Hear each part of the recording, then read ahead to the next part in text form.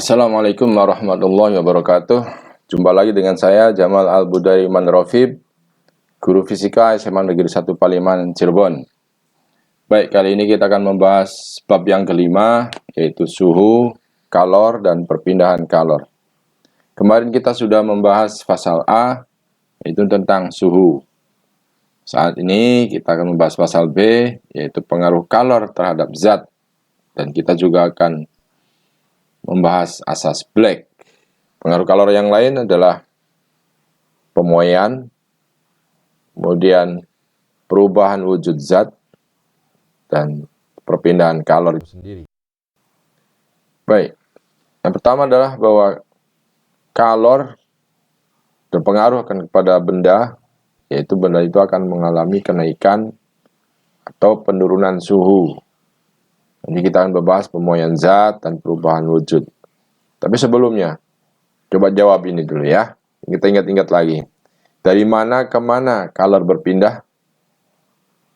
Oke, betul. Kalor selalu berpindah dari bagian atau benda yang bersuhu lebih tinggi ke benda atau bagian yang bersuhu lebih rendah. Lalu apa yang terjadi bila zat menerima kalor? Benda ini menerima kalor, apa yang terjadi? Betul, tadi benda akan mengalami kenaikan suhu. Ya. Nanti setelah itu akan mengalami pemuaian dan mengalami perubahan wujud. Dan berikutnya, apa yang bisa terjadi pada zat bila melepas kalor? Kebalikannya tadi. Ayo, apa? Betul. Bahwa benda ini akan mengalami penurunan suhu. Jadi, ciri bahwa benda itu sedang menerima suhu, dia suhunya naik. Sebaliknya, kalau dia mengalami penurunan suhu, itu pertanda bahwa benda ini sedang melepas kalor. Oke.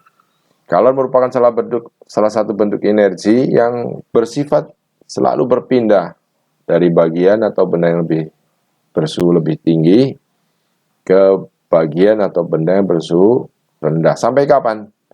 Sampai tercapai kesetimbangan termal. Jadi ketika suhunya sudah sama, sudah selesai, tidak ada lagi aliran kalor. Ya. Oke. Dan sebagai bentuk energi, kalor ini dapat berubah menjadi bentuk energi yang lain. Tadi kalor itu berpindah ya. Sekarang coba jawab lagi. Dari mana ke mana kalor berpindah? Akan terjadi bila zat menerima kalor? Betul. Ya. Di malam hari, mengapa besi terasa lebih dingin dari udara? Padahal suhunya sama loh. Silakan diukur.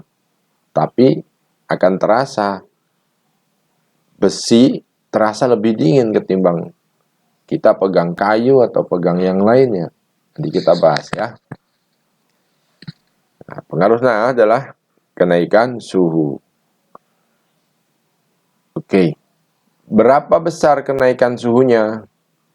Itu sebanding dengan jumlah kalor yang terlibat atau jumlah kalor yang masuk ke benda itu.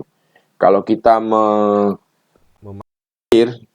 semakin lama, berarti semakin banyak kompor memberikan kalor kepada sistem, kepada panci dan air.